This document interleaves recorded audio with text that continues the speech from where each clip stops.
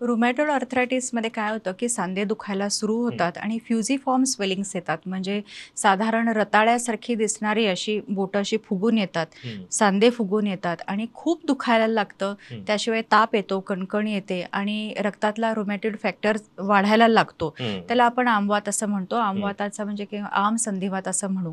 तो रुमॅटॉइड आर्थरायटिसमध्ये होतो. गाऊट हा जो विषय आहे, गाऊट म्हणजे त्याच्यामध्ये युरिक ॲसिड जास्त होतं शरीरातलं आणि ते स्पेशली जास्त जे शेलफिश असतात ते खाणाऱ्या लोकांच्यामध्ये आणि अल्कोहोल घेणाऱ्या लोकांच्यामध्ये. मला असं वाटतं की गोव्यामध्ये गाऊट जास्त आहे, कारण ह्या दोन्हीचं कॉम्बिनेशन इथं जास्त पाहायला मिळतं. आणि त्याशिवाय लोकांचा व्यायाम करण्याकडे कल थोडासा कमी असू शकतो आणि त्यामुळं गाऊट हा व्हायला लागतो. गाऊटनं ते युरिक ॲसिडचे स्फटिक सांध्यामध्ये साठायला सुरू होतात आणि त्यानं स्पेशली अंगठा, पायाचा अंगठा जो आहे किंवा पायाचा अँकल जॉईंट जो आहे किंवा गुडघ्याकडे त्याचे स्फटिक साठून ते सांधे सुजायला लागतात. आणि ते बघितल्यावरतीच कळतं की हे गाऊट आहे आणि त्याच्यावरती शिक्कामोर्तब होतं ते ब्लड टेस्टनं. त्यानंतर आहे ऑस्टिओआर्थरायटिस. ऑस्टिओआर्थरायटिस मी मगाशी सांगितलं की सांधे झिजल्यामुळं, स्पेशली गुडघ्याचे सांधे झिजल्यामुळं, because knee joint is a weight bearing joint. तुमच्या शरीराचा पूर्ण भार जो आहे तो गुडघ्यावरती आलेला असतो.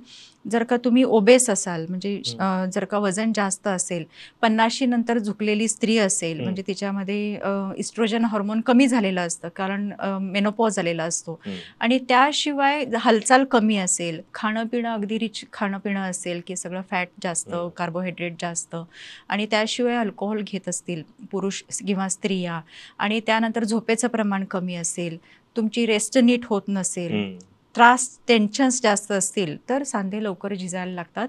आणि आजकाल मोठा प्रॉब्लेम म्हणजे आपण उन्हामध्ये जात नाही, त्यामुळं नॅचरल व्हिटॅमिन डी आपल्याला मिळत नाही.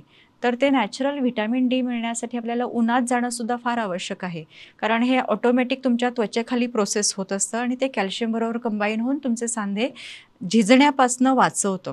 तर ते sunlight exposure is also necessary, पण ते आपण सनलाईट एक्सपोजर सनब्लॉक आणि सनस्क्रीन लावून बंद करून टाकतो. पण मी अजून एक विचारणार तुम्हाला, उन्हात जायचं म्हणजे दुपारी 12 ते 1च्या दरम्यान नाही नाही नाही, त्याला कोवळं ऊन असलं तरी चालेल. कारण सकाळचं तुम्ही सांगितलं दोतोरान म्हाका सांगला सकाळी आपलं वताक चल म्हणून.